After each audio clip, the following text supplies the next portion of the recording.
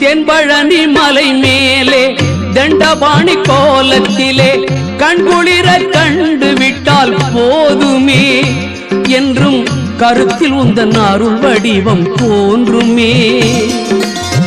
தென்பழனி மலை மேலே தண்டபாணி கோலத்திலே கண்குளிர கண்டு விட்டால் போதுமே என்றும் கருத்தில் உந்தன் அருள் வடிவம் தோன்றுமே.